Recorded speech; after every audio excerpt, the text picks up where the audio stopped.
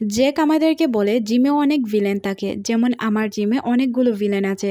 আজ আমি আপনাদের সাথে আমাদের জিমের ভিলেনদের পরিচয় করিয়ে দিব। এই হচ্ছে প্রথম ভিলেন, যে কিনা আমাদের জিনিসপত্র ভাঙার চিন্তাধারা করে। আর এই হচ্ছে দ্বিতীয় ভিলেন, যে কিনা চেয়ার থেকে ওঠার সাথে সাথেই চেয়ারে পুরো ঘাম লেগে যায়, আর এতে আমাদের চেয়ার খুব তাড়াতাড়ি নষ্ট হয়ে যায়। আর ওনাদের টিমের কথা কি বলবো, তাক ওনাদের টিমের কথা আর না বলে। ওনারা সবাই মিলে আমার পুরো জিম সেন্টারকে ধ্বংস করে দিচ্ছে। ওনারা হচ্ছেন আমার জিম সেন্টারের ভিলেন। এখানে আমরা দেখতে পাই ওই লেডিটি অন্য একটি লেডিকে এক্সারসাইজ করতে দিচ্ছিল না। সে তাকে এসে বলছিল এটা আমার, এতে আমিই চড়বো, অন্য কাউকে চড়তে দিব না। এইসব দেখে জ্যাক হাসছিল, কারণ এইসব খুবই বিরক্তিকর ছিল। তাদেরকে সে চাইলেও সরাতে পারতো না, আবার চাইলে কিছু বলতেও পারতো না। সবাই কোথায় মিলেমিশে এখানে জিম করবে, তবে কেউই কাউকে পাত্তা দেয় না, উল্টো আরও উল্টাপাল্টা কথা শোনায়। উল্টো জ্যাক যখন কাউকে কিছু বোঝাতে যায়, তারা আরও জ্যাককে বেশি বুঝিয়ে দেয় আর বলে আমাদের থেকে কেউ ভালো বোঝে না। আর ওই লেডিগুলো এখানে খাবার খাওয়ার জন্যই আসতো। তারা জুম্বা ডান্স তো খুব কমই করতো। তখনই আমাদের লি চলে আসে এক্সারসাইজের জন্য। সে খুব সুন্দর করে ফিটফাট হয়ে চলে এসেছিল।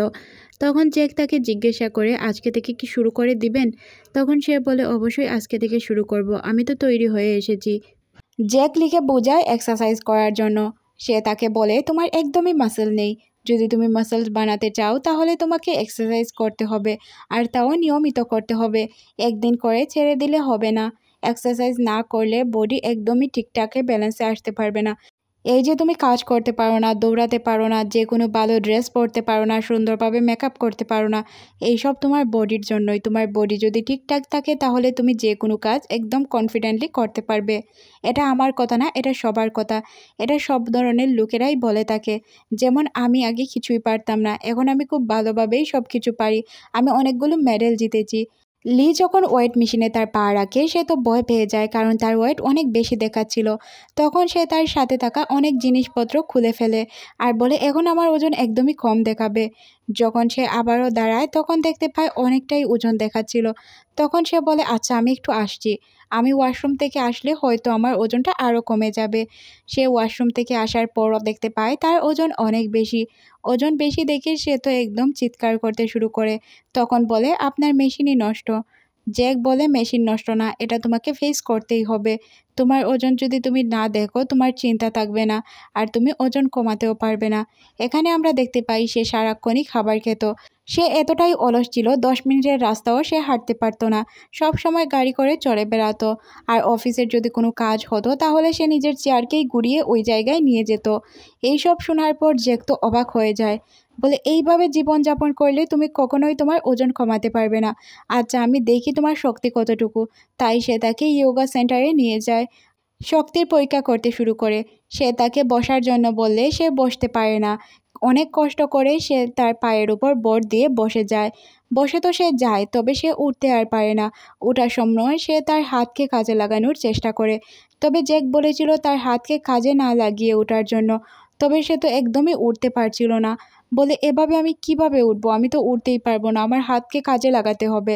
জ্যাক বলে হাতকে কাজে লাগিয়ে যদি তুমি উঠতে যাও তাহলে তোমার অনেক প্রবলেম হবে।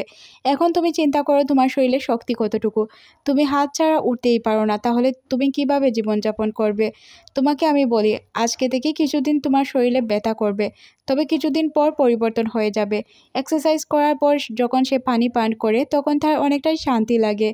তখন জ্যাক তাকে বলে এইভাবেই তোমাকে কন্টিনিউ করতে হবে। যদি তুমি কন্টিনিউ না করো তাহলে তুমি কিছুই করতে পারবে না। আর তোমার বডি ঠিক থাকলে তোমার মাইন্ডও ঠিক থাকবে। মাইন্ড ঠিক করতে হলে তোমাকে এক্সারসাইজ করতেই হবে, এটা বাধ্যতামূলক। বাসায় যাওয়ার পর যদি দেখতে পাও তোমার শরীর ব্যথা করছে তাহলে ছেড়ে দিবে না, তুমি কাল থেকে আবারও জিমে আসবে। এমনটা অনেকেই করে।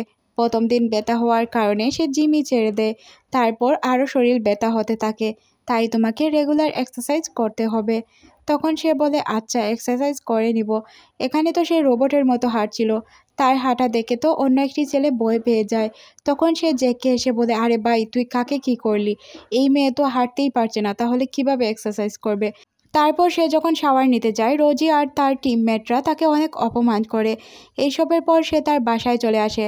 বাসায় তার ছোটো বোন তাকে দেখে চিৎকার করতে শুরু করে। লি বলে আমার শরীর চলছে না, প্লিজ তুই আমার হেয়ারটা ওয়াশ করে দিবি। না হয় আমি এইভাবেই ঘুমিয়ে পড়ব, কারণ আমার হাত পা লড়াতে পারছি না। তখন তার ছোট বোন তার হেয়ার ওয়াশ করে দেয় আর বলে কি হয়েছে। তখন সে বলে এইসব এক্সারসাইজ করার জন্য হয়েছে। তারপর আমরা লিকে দেখতে পাই সে ঠিকঠাকভাবে দাঁড়াতে পারতো না। তারপর ঘুম থেকে উঠে সে খাবারগুলো খেতেও তার অনেক কষ্ট হতো। বিছানা থেকে উঠতেও সে পারতো না, ওয়াশরুমে যেতে পারতো না, খাবারগুলো অনেক কষ্ট করে খেত। সিঁড়ি দিয়ে নামার সময় তার অনেক কষ্ট হতো। গাড়িতে ওঠার সময় সে বৃদ্ধ লোকের থেকে আরও বেশি সময় নিত। তখন তার জ্যাকের বলা কথাগুলো মনে পড়ে যায়, কারণ জ্যাক তাকে বলেছিল এইভাবে কাজ করার জন্য। এদিকে জ্যাকের কলিগ মেয়েটি তাকে বলে এইভাবে কাজ করতে গেলে তুমি তো তোমার কাস্টমার হারিয়ে ফেলবে। কাস্টমার হারিয়ে ফেলে তুমি কাদের নিয়ে কাজ করবে? এর আগের কাস্টমারকে তুমি কোনো খাবারই খেতে দিতে না, তখন সে তোমার কাছ থেকে পালিয়ে গিয়েছিল। এবারও কি তুমি তাকে পালাতে সাহায্য করছো?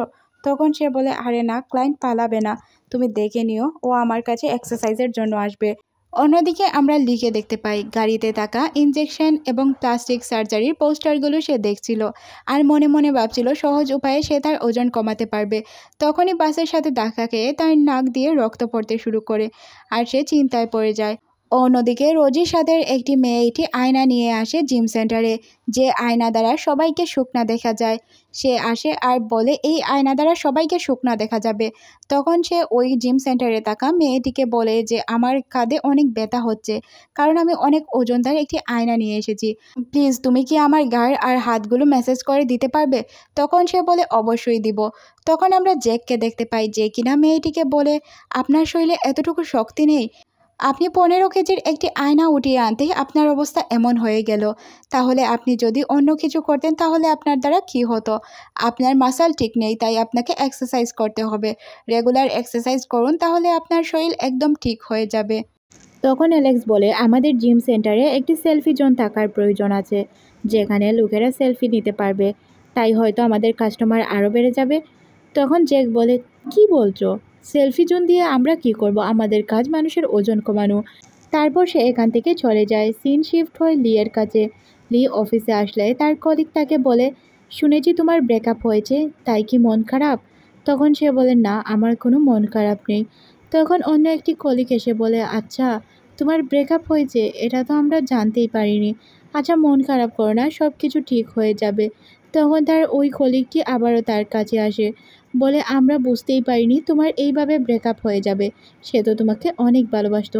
আচ্ছা যাক, ভালো হয়েছে, যা হয় ভালোর জন্য হয়। তুমি আমাদের কাছে শেয়ার করতে পারো সে তোমাকে কেন ছেড়ে গেল? তখন সে বলে সে তো আমাকে ছেড়ে যায়নি, আমিই ওকে ছেড়ে দিয়েছি। তখন সবাই লিখে বলে কেন তুমি তাকে ছেড়ে দিয়েছ? এর পিছনে কি কোনো রহস্য আছে? তখন সে বলে রহস্য কি থাকবে, আমার তাকে ভালো লাগেনি তাই আমি তাকে ছেড়ে দিয়েছি, এতে রহস্যর কি আছে? তখন তারা বলে যে কেন ছেড়ে দিলে, ও তো অনেক দেখতে হ্যান্ডসাম ছিল, তাছাড়াও অনেক ভালো জব করতো। তখন সবার নজর যায় ল্যাপটপের দিকে, যেখানে সে জ্যাকের ছবি দেখছিল। সবাই দেখে বলে তোমার নতুন বয়ফ্রেন্ড? ও আচ্ছা, এখন বুঝলাম তুমি কেন ওর সাথে ব্রেকআপ করেছো। তুমি তো অনেক গুড লুকিং একটি ছেলেকে পেয়েছো, তাই না? আর ওর সাথে তুমি ডেট করছো। এক কাজ করো, আমরা একটি পার্টি রেখেছি, ওই জায়গায় ওকে নিয়ে আসো।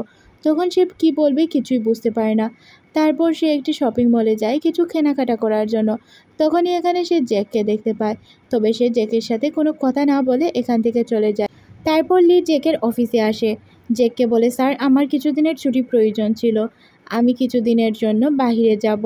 তখন জ্যাক বলে আমি খুব ভালো করেই জানি তুমি কেন ছুটি চাচ্ছ, তোমার শরীরে অনেক ব্যথা হচ্ছে তাই না? শরীর ব্যথার অজুহাতে তুমি কখনোই কিছু করতে পারবে না। যদি তোমার করার হয় এখনই করতে হবে। আজকাল জিম করো, তাহলে তোমার শরীরের ব্যথা চলে যাবে। আর তুমি যদি আজ ছেড়ে দিয়ে চলে যাও তাহলে ব্যথা কখনোই ভালো হবে না। তুমি কি চাও না তুমি ভালো ড্রেস পরতে? তখন তার মনে পড়ে যায় একটি ড্রেসের কথা। সে ওই ড্রেসটি কিনতে চেয়েছিল কিন্তু কিনতে পারেনি, আর সেটা সে জ্যাকের সাথে শেয়ার করে। তখন জ্যাক বলে তাহলে তুমি চিন্তা করে দেখো তুমি কি করবে। তখন সে বলে অবশ্যই আমি আমার ওজন কমাবো, কারণ আমি ওই ড্রেসটি পরতে চাই, ওই ড্রেসটি আমার অনেক ভালো লাগে। তখন সে ভিলেনের মতো দেখতে পায় জ্যাককে, যে কিনা বলছে তোমাকে এক্সারসাইজ করতেই হবে, এক্সারসাইজ না করলে তুমি শরীরকে কমাতে পারবে না। শরীর যদি সুস্থই না থাকে তাহলে তুমি কিভাবে সুস্থভাবে বাঁচবে? তাছাড়াও তোমাকে সুন্দর কিভাবে লাগবে? তখন সে চিন্তায় পড়ে যায় কী করবে। বলে স্যার, আমি এক্সারসাইজ করতে রাজি আছি। তখন সে তাকে জিজ্ঞাসা করে কিভাবে খাবার খাও। তখন সে বলে আমি 1 বাইট খাবার খাই। সে বলে 1 বাইট খাবার যে তুমি কিভাবে খাও তাও আমার জানা আছে। তখন এই বিষয়গুলো নিয়ে তাদের মধ্যে কিছু ঝামেলা হচ্ছিল। তখন সে তাকে বলে তোমার খাবার কন্ট্রোল করতে হবে, খুব কম পরিমাণে খাবে। তারপর দুইজন রাতে রাস্তায় দৌড়াতে শুরু করে। এক পর্যায়ে সে হাঁপিয়ে যায়। তখন জ্যাক বলে হাঁপিয়ে গেলে তো হবে না, ঠিকঠাকভাবে তো দৌড়াতে হবে। আজ আমরা একটু কম দৌড়াচ্ছি, কাল হয়তো একটু বেশি দৌড়াবো। ধীরে ধীরে তোমার শরীর গতিময় হয়ে যাবে আর তুমি অনেক ফিট অ্যান্ড ফাইন হবে। লি তার ওই ড্রেসটি আবারও জ্যাককে দেখায়। তখন জ্যাক বলে তাহলে তো তোমাকে অনেক এক্সারসাইজ করতে হবে। তখন সে আবারও এক্সারসাইজ করতে শুরু করে দেয়। পরদিনও সে তাকে এই ড্রেসটি দেখিয়ে বলে তুমি যখন বলেছ আমি এই ড্রেসটিতে ফিট আসবো, তাহলে আমি 100% আসবো। আমি তোমাকে অনেক বিশ্বাস করি। এদিকে আমরা জ্যাককে দেখতে পাই, সে মনে মনে ভাবে ও এই ড্রেসে ফিট আসবে কি না তা তো আমি বলতে পারবো না। আল্লাহ ভালো জানে ও কি করবে না করবে। এক্সারসাইজ করলে হয়তো ফিট আসতেও পারে, তবে আমি তো শিওর জানি না। এদিকে আমরা দেখতে পাই জুম্বা ক্লাসের ওই মহিলাগুলো চলে এসেছিল, যাদের আজ জুম্বা ক্লাস ছিল। তবে তাদের ট্রেনার না আসার কারণে জ্যাক তাদেরকে বলে যে আমি আপনাদের ট্রেনিং করিয়ে নিব, আমি জুম্বা ডান্স খুব ভালোই পারি। লি তো জুম্বা ডান্স তেমন পারতো না, তার এক্সারসাইজগুলোকেই সে জুম্বা ডান্সের মতো সবাইকে করাচ্ছিল। এখানে যেহেতু সবাই মহিলা ছিল, তাই তারা এক্সারসাইজগুলো খুব ভালোভাবে করতে পারে না। কিছুক্ষণ পরই তারা বেহুশ হয়ে পড়ে যায়। এই সব দেখে জ্যাকের মেয়ে কলিগ তো অবাক হয়ে যায় আর জিজ্ঞাসা করে জ্যাক এখানে কি হচ্ছে, তুমি কি করছো এসব। অন্যদিকে আমরা লিকে দেখতে পাই যে কিনা বাসায় ফিরছিল। তখন তার হুট করে নজর পড়ে খাবার রেস্টুরেন্টের দিকে। সে এমনভাবে রেস্টুরেন্টের দিকে তাকায় লোকজন তাকে ভিখারি মনে করতে থাকে। তারপর সে লোকদেরকে সরি বলে এখান থেকে চলে আসে। সবাই তাকে দেখে ভিখারি মনে করছিল। চারদিকে শুধু খাবারের রেস্টুরেন্ট দেখা যায়। এইসব দেখে তো সে হতাশ হয়ে যায়, তার মনে চায় খাবারগুলোকে খেতে। তখন সে তার বয়ফ্রেন্ডকে দেখতে পায় যে কিনা তাকে স্ন্যাক্স অফার করছিল। তখনই এখানে জ্যাক চলে আসে আর তাকে এই খাবারগুলো খেতে আটকায়, বলে এই খাবারগুলো খেলে তুমি মোটা হয়ে যাবে, কখনোই আর তোমার পারফেক্ট বডি হবে না, স্লিম হতে পারবে না তুমি, এইসব একদম বন্ধ করে দাও। তখন সে বলে আচ্ছা বন্ধ করে দিব, তবে আমাকে একটি কথা বলতে হবে যে আমি আর এক্সারসাইজ করব না। বলতে আমি আজ আর এক্সারসাইজ করতে চাই না, কাল থেকে করি।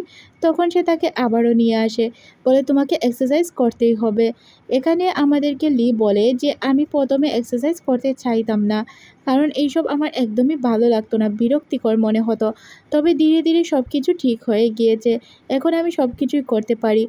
অন্যদিকে আমরা লিয়ের বোনকে দেখতে পাই যে কিনা তার বয়ফ্রেন্ডের সাথে বসেছিল।